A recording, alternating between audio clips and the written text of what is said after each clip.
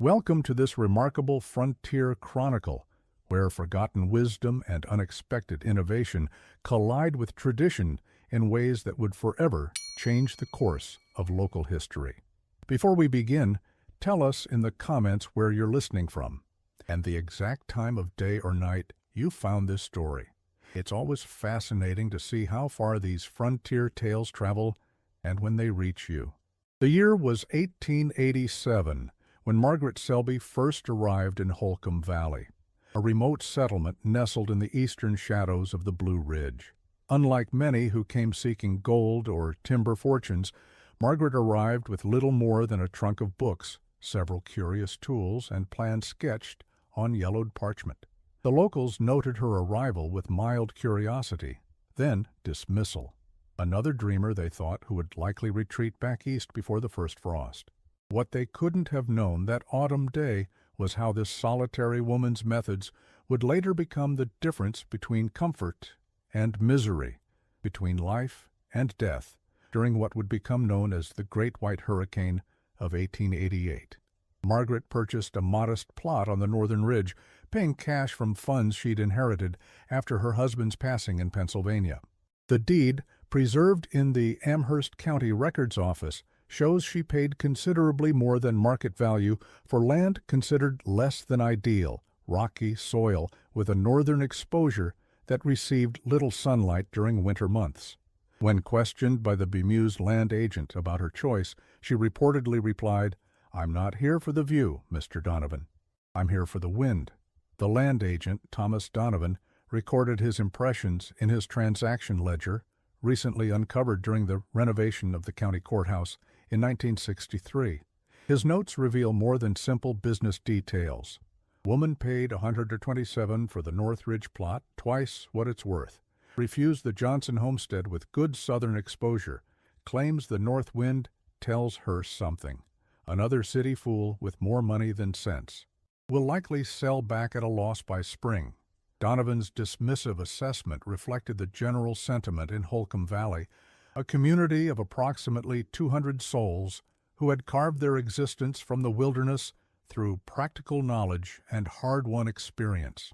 Founded in 1851 as a logging settlement, the valley had developed its own building traditions, born of immediate necessity rather than theoretical planning.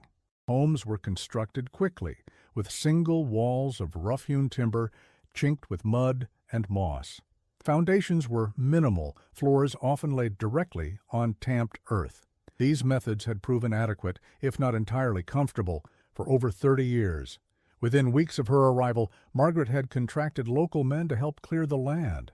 Yet where most settlers would immediately begin erecting walls, she spent nearly 3 weeks studying wind patterns, taking meticulous measurements with curious brass instruments, and digging test holes across her property. The men found her methods peculiar, but her money was good, and work was scarce that season. The foreman of her hired crew, James Tanner, kept a small pocket notebook detailing daily wages and observations, now held in the Appalachian Cultural Archives. His entries from October 1887 provide a window into the community's growing bewilderment. October 9th, Miss S. had us dig 6 test holes today, each 4 feet deep. Took soil temperature readings with a fancy thermometer. Pays well, but makes no sense. October 12th, Miss S. spent all day tracking sun movement with a brass contraption. Marks shadows on paper every hour. Says it's for window placement. Windows should go where walls need openings. Simple as that. By late October, when most sensible people would have already secured winter shelter, Margaret had only just begun to lay her foundation. The townsfolk whispered, a woman alone with no practical experience, attempting to build before winter, it seemed like folly.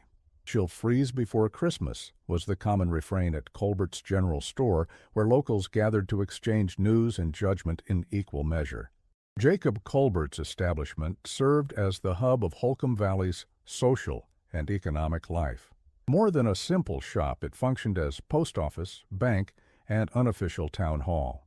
His meticulous account books, preserved by his descendants until donated to the Virginia Historical Society in 1942, provide a detailed record of the community's daily life. The entries for October 1887 show Margaret's first purchases, unusual quantities of glass, specialized tools ordered from Richmond, and books on thermal properties of building materials that had to be specially requested from a scientific supplier in Philadelphia.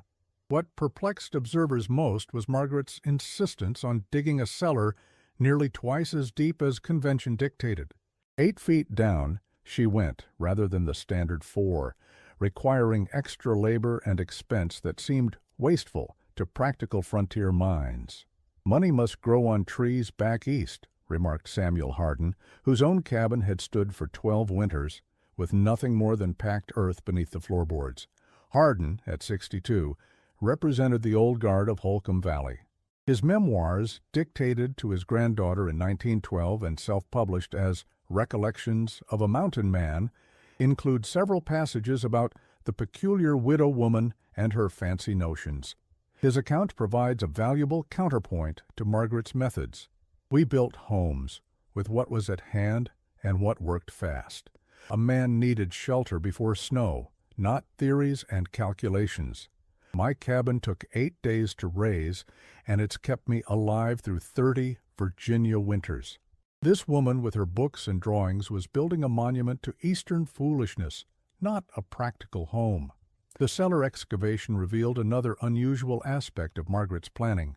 Instead of the typical rectangular pit, she insisted on an octagonal shape with curved corners. This required additional digging time and specialized bracing. When questioned by the increasingly frustrated workmen, she explained it would create more stable thermal properties and better distribute the weight of the structure above. Several men quit rather than continue what they considered unnecessary work. When the foundation was finally laid in early November, another peculiarity emerged. Margaret insisted on a double-wall construction technique that no one in Holcomb Valley had seen before. 2 complete sets of walls with a 6-inch gap between them, more lumber, more nails, more expense, more time as winter approached. The locals no longer simply whispered, they openly questioned her sanity. Miss Selby, Reverend Mills, finally confronted her after Sunday service. "I feel obligated to warn you that winter comes early to these mountains. Your unusual methods are putting you at considerable risk. Perhaps you might consider boarding with the widow Jenkins until spring, when you can resume with the more conventional approach." Margaret thanked him for his concern, but declined. "I appreciate your kindness, Reverend, but my father built homes in Quebec using methods his father taught him. I know precisely what I'm doing." Reverend Thaddeus Mills, spiritual leader of Holcomb Valley's small Methodist congregation, kept detailed journals of his pastoral work. His entry from November 7, 1887, elaborates on this exchange. "Spoke with Miss Selby regarding her precarious situation. Found her neither arrogant nor dismissive, but possessed of a quiet confidence that borders on stubbornness. She showed me detailed drawings inherited from her father, who apparently studied architecture in Montreal before emigrating to Pennsylvania. The plans include calculations for heat retention and air circulation that are beyond my understanding. I fear her European methods are ill-suited to our practical needs, yet I cannot fault her sincerity or preparation. Have advised the congregation to assist her where possible, though I hold little hope her home will be habitable before the first serious snow." As November deepened, Margaret's hired help dwindled. Some men refused to continue what they considered a fool's errand. Others simply couldn't understand her complex instructions and became frustrated. By mid-month, she worked largely alone, filling the curious gap between her double walls with a mixture of sawdust, lime, and what appeared to be crushed glass. When snow began to dust the valley in late November, her cabin had walls and a partially constructed roof, but remained uninhabitable by any reasonable standard. The prediction that she would freeze before Christmas seemed increasingly likely to come true. Yet Margaret continued, working from dawn until dusk, declining offers of assistance that came with unwanted advice to simplify her methods.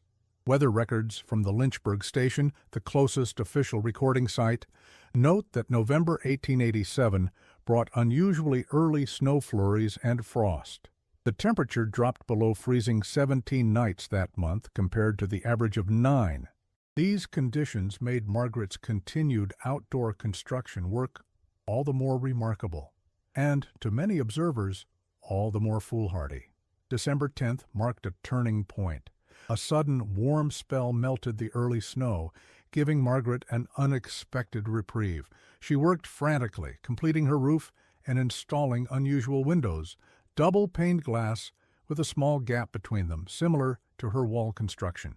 By December 15th, though her cabin lacked many interior refinements, it was enclosed against the elements. She moved in just as the temperature plummeted again. The county assessment records compiled in spring 1888 provide a detailed description of Margaret's completed structure. Single-story dwelling, 24 x 28 feet, octagonal cellar, 8 feet deep, double wall construction with insulating material between 6 double-glazed windows, central brick chimney with complex flue system, specialized foundation ventilation channels, and an unusual roofing technique featuring a dead airspace beneath shingles. Estimated construction cost, $342, approximately triple the regional average for a dwelling of similar square footage. The winter of 1887-1888 began unremarkably enough. Cold settled over the Blue Ridge as it always did.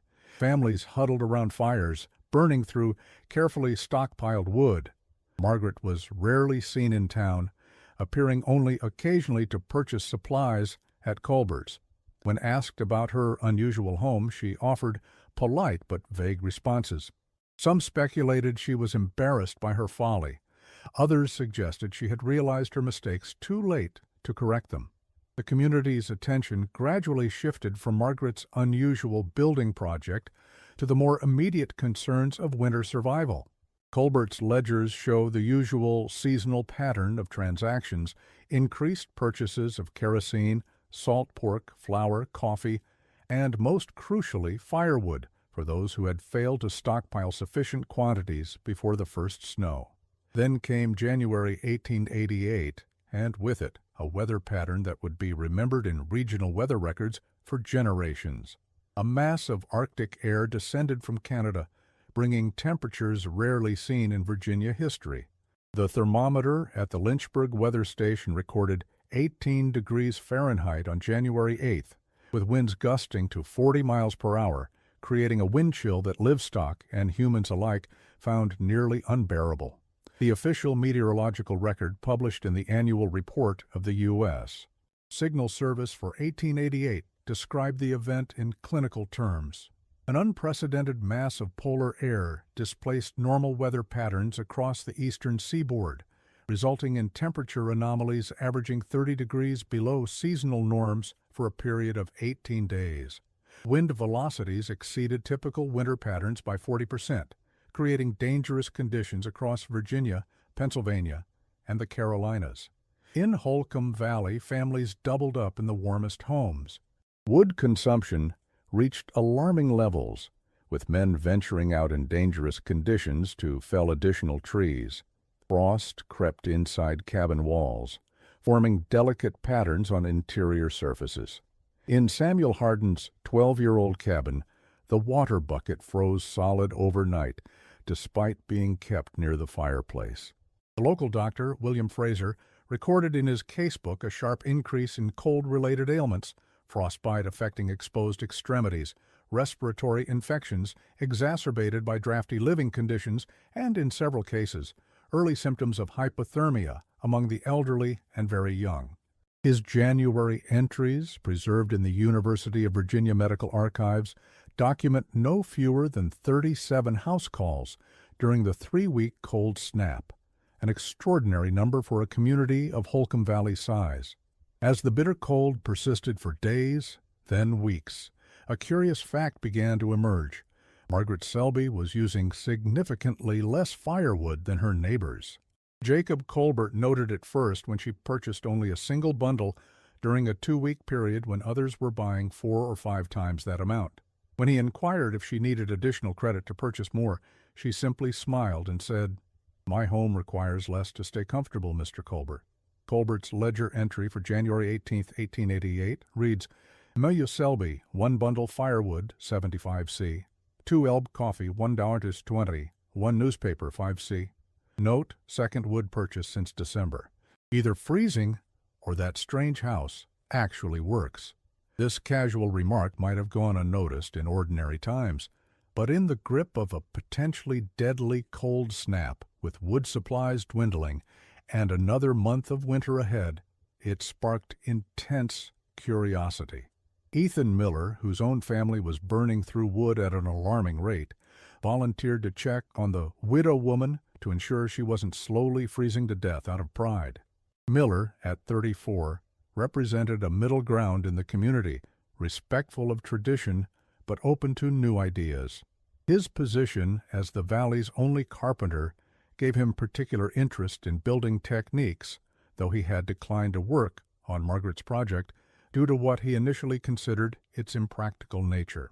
His daybook passed down through his family until its donation to the Appalachian Architectural Archive in 1950 contains his first professional assessment of Margaret's completed home. What he found astonished him. Margaret's cabin, while sparsely furnished, was noticeably warmer than his own home, despite having a much smaller fire burning in the hearth. The interior walls were completely free of frost. Most remarkably, when Margaret poured him tea, the water in her kettle was liquid, not partially frozen, as was common in every other home in the valley. "How is this possible?" he demanded, suspicion competing with wonder in his voice. "What manner of stove are you using?" Margaret's explanation was both simple and revolutionary. The double walls filled with insulating material, the deeper cellar that accessed the earth's stable temperature, the double-paned windows that trapped air as an insulating layer, all combined to create a home that retained heat with remarkable efficiency. "My father built homes in Quebec," she repeated her earlier explanation, but now added, "where the winters make this cold seem like a Virginia spring." These methods were developed over generations by people who understood that preparing properly before winter means survival without extraordinary measures during winter. Miller's daybook entry, dated January 19, 1888, reveals his professional amazement. Visited M. Selby today, interior temperature approximately 55 degrees, despite minimal fire, impossible by conventional understanding. Examined wall construction, outer sheathing, 6-inch gap, filled with mixture of sawdust, lime, and crushed glass, inner wall. Creates dead air space that prevents heat transfer. Windows similarly constructed with 2 panes separated by air gap. Most ingenious. Network of channels connecting cellar to living space allows warmer air from below frost line to circulate through dwelling. Scientific principles at work, not magic or luck. Must reconsider my assumptions about proper building techniques? When Ethan returned to town with his report, reactions were mixed. Some dismissed her methods as expensive foreign nonsense that few working families could afford. Others, particularly those struggling most with dwindling wood supplies, expressed cautious interest. Samuel Hardin remained the most vocal critic. "Fancy walls don't change winter," he reportedly declared at Colbert's store. "She's got Eastern money to burn on Eastern ideas. The rest of us need practical solutions, not architectural experiments."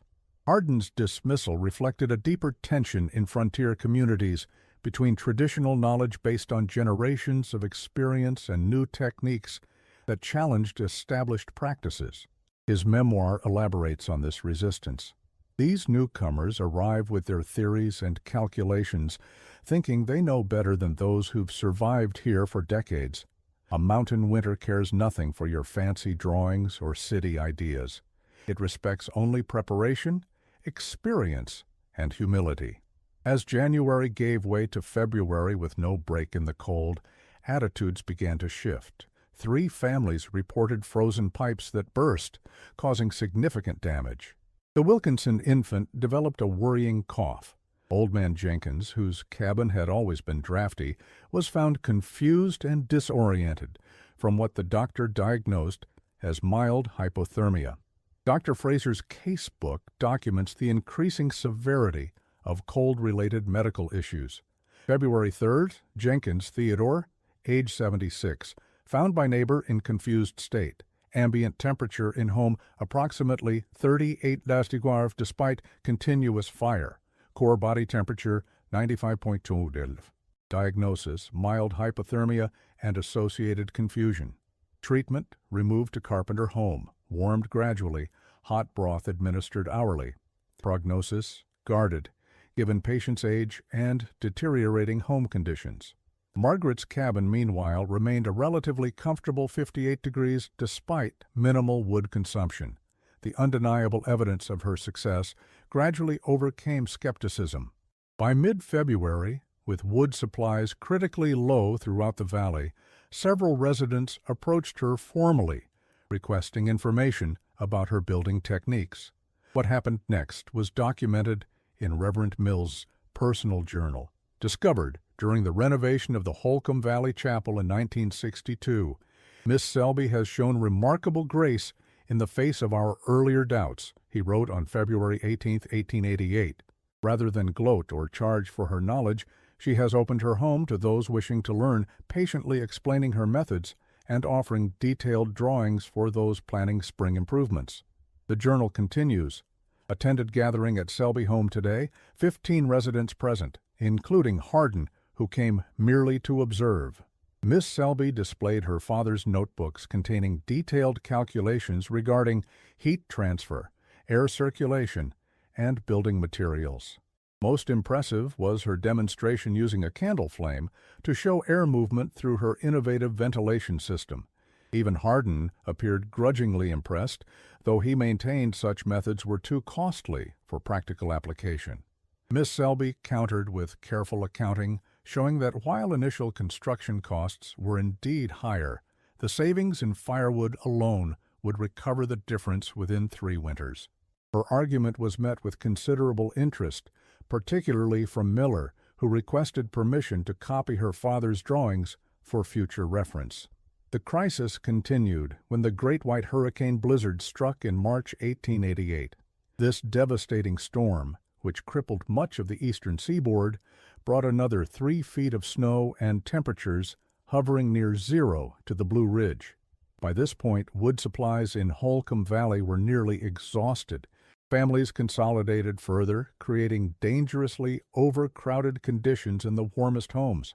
The storm's impact on the region was extensively documented in meteorological records and newspaper accounts. The Richmond Dispatch headline from March 12, 1888, declared, "Unprecedented blizzard grips Commonwealth. Communications severed with western counties." The article described conditions that made previous winter hardships seem mild by comparison. Telegraph lines down across 5 counties, roads impassable beyond Charlottesville, reports of livestock perishing in fields, and rural families burning furniture to maintain vital heat. Relief efforts hampered by continuing snowfall and dangerous wind conditions. Margaret Selby's response was documented in Jacob Colbert's meticulous account books. She purchased extra provisions and opened her small cabin to the Wilkinson family, whose infant's condition had worsened. The account book entry reads, "Credit extended to M. Selby for additional flour, sugar, coffee, payment guaranteed by S. Wilkinson." Note: both families residing in Selby cabin during storm emergency. The ledger contains an additional notation, unusual for the typically factual Colbert. Remarkable that 2 families can shelter comfortably in such a modest structure when the largest homes in the valley can barely keep 1 family from freezing. Sarah Wilkinson later recorded her experience in a letter to her sister in Richmond, preserved in the Wilkinson family collection.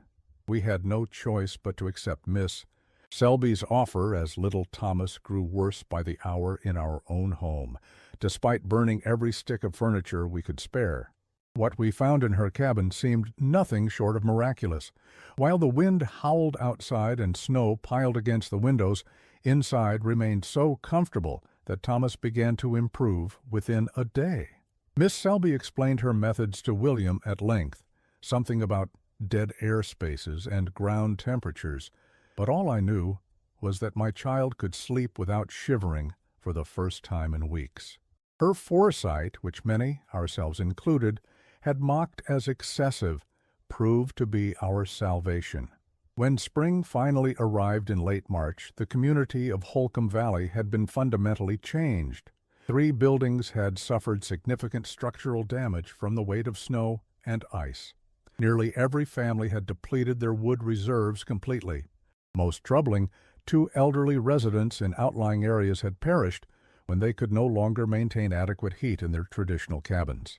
The county coroner's report, filed in April 1888, provides the stark details.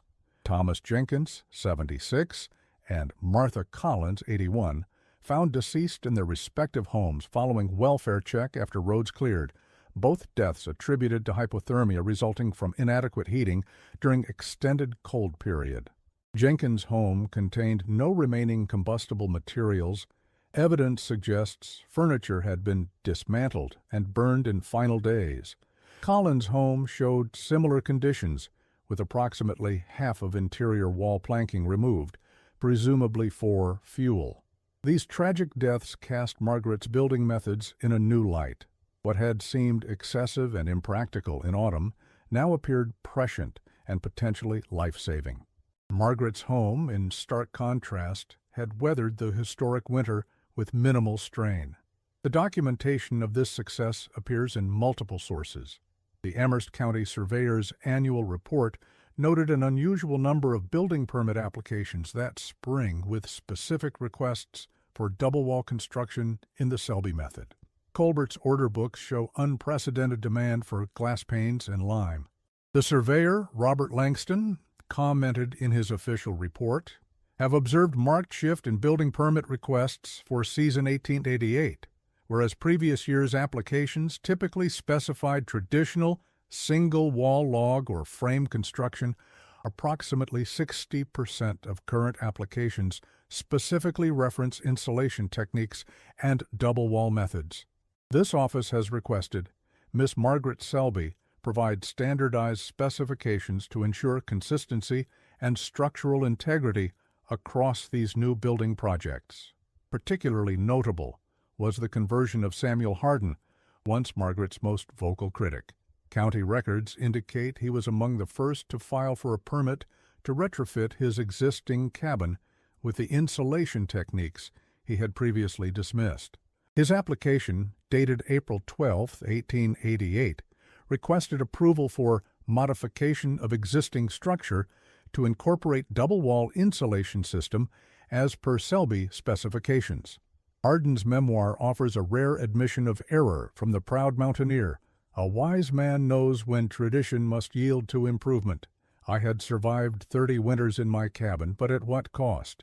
Endless labor cutting and hauling wood, nights spent feeding the insatiable stove, mornings awakening to frozen water buckets despite all efforts. The widow woman's methods, which I mistook for Eastern foolishness, proved to be wisdom born of harsher conditions than even our mountains provide. There is no shame in learning, only in refusing to learn when evidence presents itself. Perhaps most telling is the letter Margaret wrote to her sister in Pennsylvania, preserved in the Virginia Historical Society collection. The techniques Father taught us have proven their worth beyond any doubt, she wrote in April 1888. What was viewed as excessive caution, even madness, in October, is now recognized as simple prudence. I've been asked to advise on no fewer than 7 new constructions this spring, and even Mr. Hardin, the most vocal critic of my methods, has begun retrofitting his cabin with a proper insulated foundation. The letter continues with details that illuminate Margaret's background. Father would be pleased to see his Canadian methods taking root in Virginia soil. His apprenticeship with those Quebec builders, which our neighbors in Pennsylvania found so peculiar, has now saved lives in these mountains.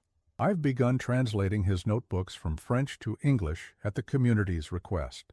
The diagrams and calculations require no translation, of course, but his observations on material properties and seasonal adaptations contain wisdom that transcends mere construction technique. This revelation that Margaret's father had studied with French-Canadian builders adds important context to her story. The Quebec construction methods she implemented were themselves an adaptation of European techniques modified for the extreme conditions of the Canadian winter. This represented a transfer of generational knowledge across borders and cultures. Practical wisdom evolved through necessity rather than academic study. The summer of 1888 revealed another dimension to Margaret's foresight. As temperatures soared into the 90s in July, residents of Holcomb Valley made a second discovery. The same techniques that kept her cabin warm in winter kept it remarkably cool in summer. The deep cellar pulled cool air up through the home. The insulated walls prevented the sun's heat from penetrating. The double-paned windows could be adjusted to create convection currents that moved air without allowing heat inside. Weather records confirm that the summer of 1888 was unusually hot and dry across the region. The Lynchburg station recorded 15 days above 95 degrees Fahrenheit in July alone. Agricultural reports note crop failures and livestock losses throughout the county. Yet accounts from Holcomb Valley suggest those who had adopted Margaret's building methods, even partially, experienced significantly more comfortable living conditions. Dr. Fraser's casebook shows a marked decline in heat-related medical complaints from residents of modified homes. His August entry notes, heat prostration cases concentrated among families in traditional structures. Those residing in homes with Selby modifications report improved conditions despite external temperatures. Particularly notable is absence of nighttime cooling issues, as insulated structures maintain lower temperature throughout diurnal cycle. By August, Margaret's cabin had become something of a local marvel, with visitors from neighboring communities coming to observe her methods. The county newspaper, the Amherst Progress, ran a feature titled Woman's Wisdom Weathers Winter's Worst, noting that Miss Selby's European construction methods, while initially derided as unnecessarily complex and costly, have proven their value twice over, offering protection against both bitter cold and sweltering heat. The article, published August 17, 1888, provides one of the most comprehensive contemporary accounts of Margaret's innovations. Miss Selby's dwelling incorporates no fewer than 5 distinct techniques unknown to local builders prior to her arrival. Most notable is the double wall construction with insulating material, which creates a barrier to temperature transfer in both directions. Equally significant is the deep cellar, which accesses soil temperatures that remain constant at approximately 55 degrees year-round. This natural thermal reservoir provides warming influence in winter and cooling in summer. The reporter Edward Simmons concluded with an observation that captured the community's shifted perspective. What appeared last autumn as excessive preparation has revealed itself as foresight of the highest order. Miss Selby's methods, while requiring greater initial investment of time and resources, have demonstrated their value across all seasons. The lesson for our community seems clear. In matters of shelter, as in life, the wisest path often involves looking beyond immediate convenience to long-term security. The true measure of Margaret Selby's impact on Holcomb Valley became apparent over the following decade. Tax assessment records from 1889-1898 show a steady increase in property values as homes were retrofitted or rebuilt using her insulation techniques. Building code revisions adopted by the county in 1890 specifically required adequate insulation between double-wall construction for all new residential structures, a direct result of the lessons learned during the winter of 1888. County Commissioner minutes from September 1890 record the debate surrounding these new requirements. Motion to adopt Selby standards for all new construction met with objection from Councilman Davis on grounds of increased building costs. Motion defender Councilman Miller presented evidence that initial cost increase of 30–40% resulted in heating fuel reduction of 60–70% over standard 5-year assessment period. Further noted reduced fire risk due to smaller heating requirements and improved property longevity due to reduced moisture damage. Motion carried 4-1. Margaret herself remained in Holcomb Valley until 1905, eventually marrying Ethan Miller, the man who had first discovered the effectiveness of her methods. Together, they established a small but profitable business advising on home construction throughout the region. Their building guide, Practical Thermal Efficiency for Mountain Dwellings, is published in 1896, became a standard reference for builders across the Blue Ridge region. The original manuscript draft of this guide, held in the Architectural Archives at the University of Virginia, reveals the extent to which Margaret's approach combined inherited wisdom with scientific understanding. The opening paragraph sets the tone. The principles contained herein are not modern inventions but ancient wisdom, refined through generations of practical experience in the harshest climates of North America and Europe. We claim no originality, only the satisfaction of preserving and disseminating knowledge that has proven its value in saving both resources and lives.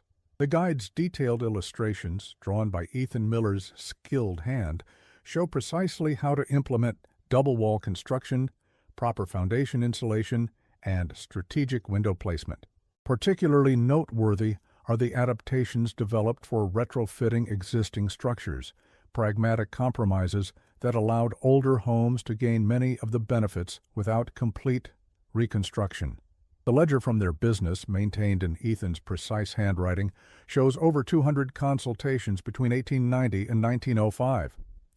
A notation from 1901 indicates their methods had spread as far as West Virginia and Kentucky, carried by builders who had apprenticed with them.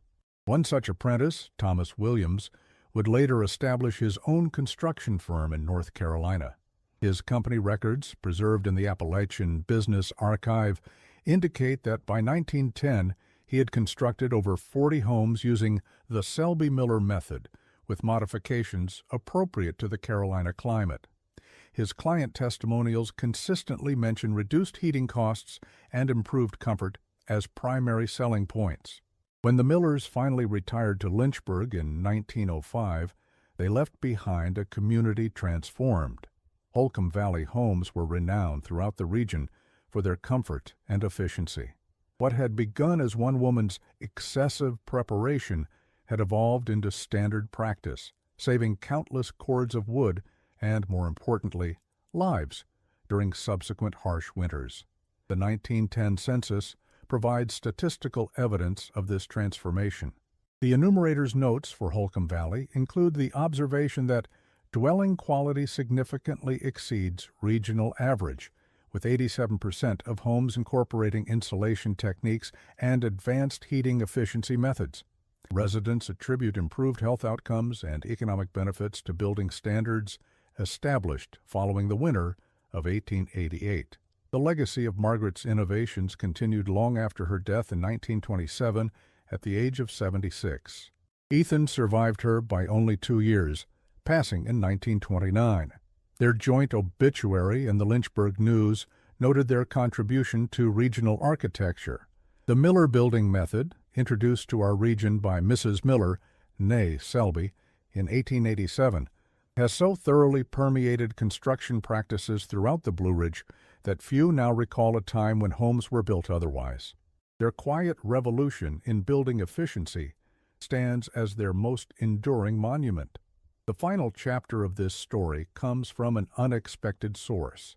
A 1957 energy efficiency study conducted by the newly formed Appalachian Regional Commission included Holcomb Valley in its survey of rural construction methods.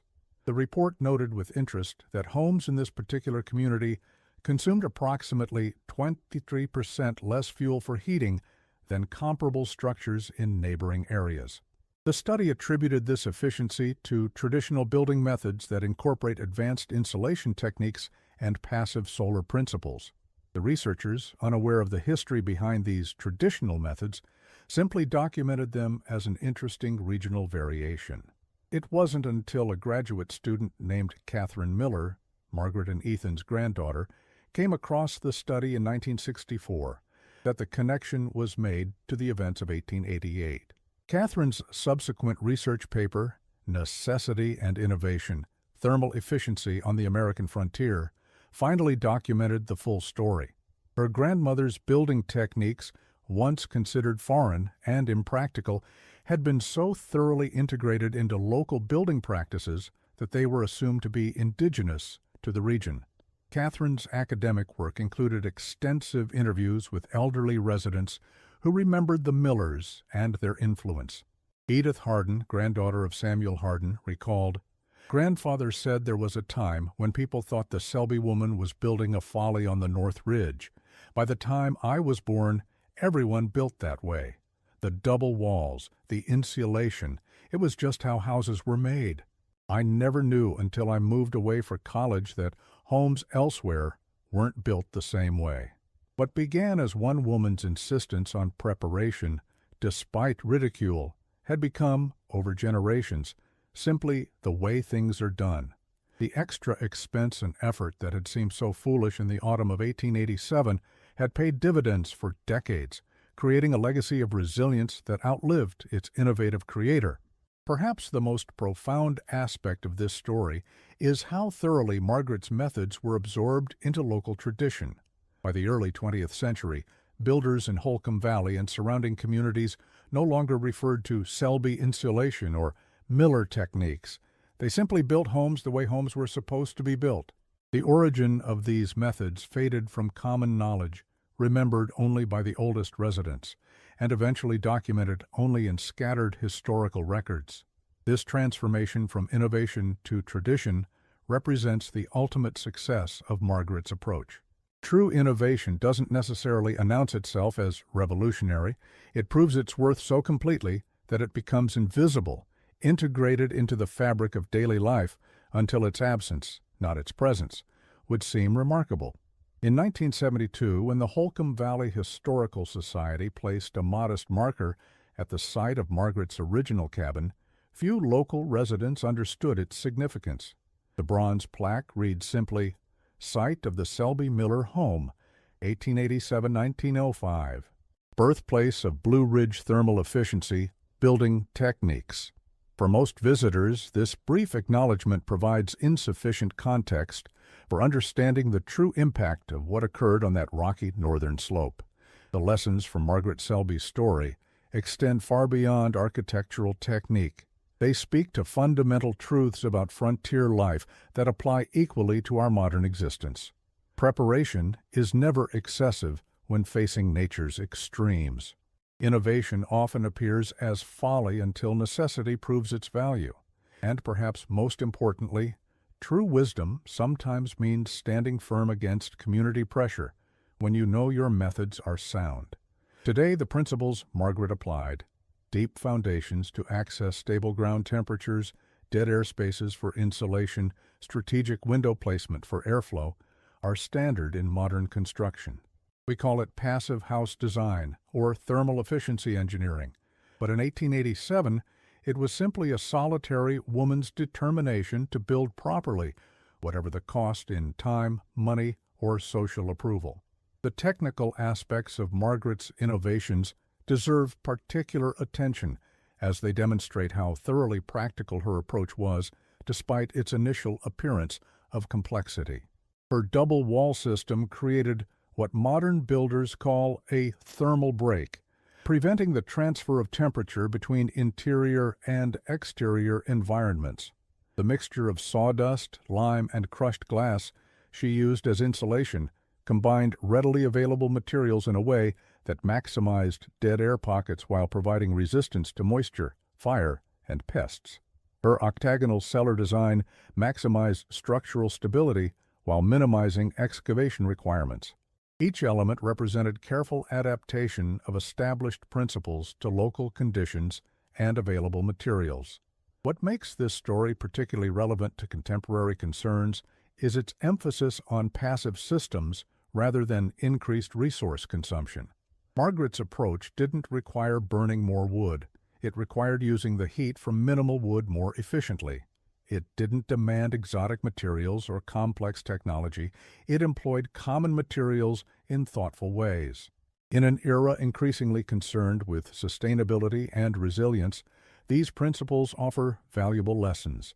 Catherine Miller's academic work in the 1960s helped preserve this story, but its broader significance remained largely unrecognized until the energy crisis of the 1970s, renewed interest in passive heating and cooling techniques. Architectural historians began examining regional building traditions that had evolved efficient solutions before the era of cheap energy made such considerations seem unnecessary. A 1976 article in the Journal of Architectural History titled "Forgotten Innovations: Rural Efficiency Techniques in American Vernacular Architecture" specifically cited the Selby-Miller methods as an example of knowledge that had been hiding in plain sight for generations. The author noted that the building techniques developed in Holcomb Valley represented not a revolutionary departure from tradition, but an evolutionary refinement based on careful observation and practical necessity. This perspective challenges our modern assumption that progress necessarily involves rejection of traditional knowledge. Margaret's story demonstrates instead how innovation often involves adapting inherited wisdom to new circumstances, recognizing the value in established practices while remaining open to refinement and improvement.